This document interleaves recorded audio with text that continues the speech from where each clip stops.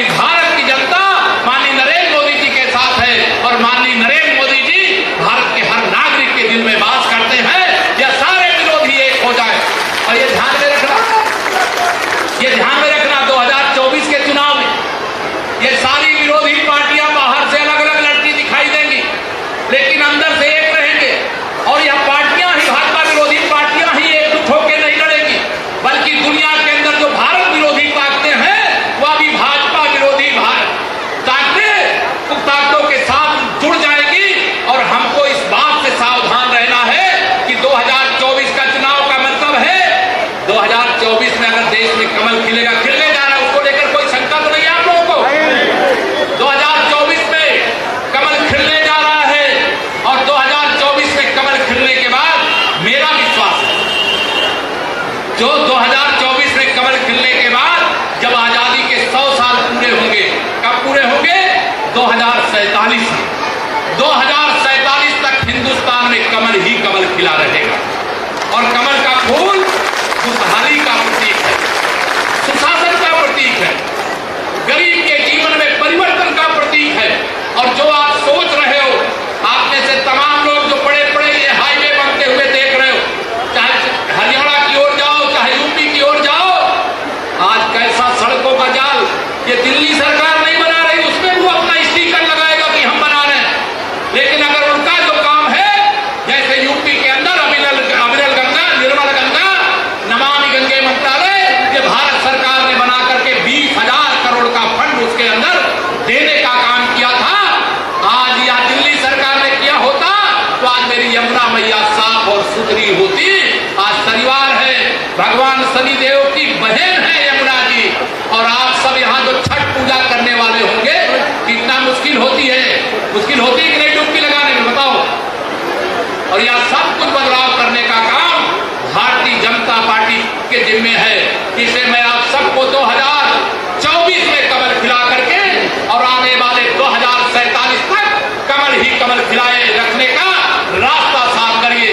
भ्रष्टाचार करने वाले यहाँ पर बहुत सारे लोग होंगे। कल भारत के रिजर्व बैंक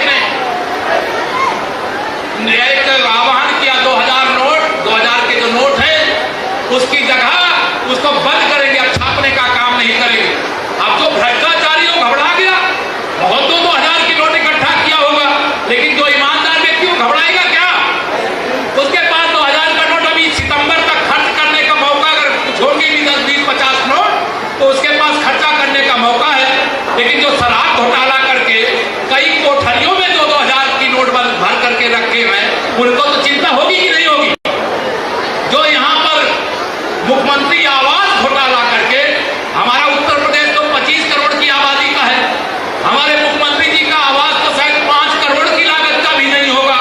लेकिन अगर वो दिल्ली का मुख्यमंत्री जो ऐसा मफलर डाल के घूमता था, ऐसा शर्ट पहन करके, पैंट पहन करके घूमता था, जैसे लगे कि इससे सीधा, इससे शरीफ और इससे गरीब इस धरती पे कोई है ही नहीं।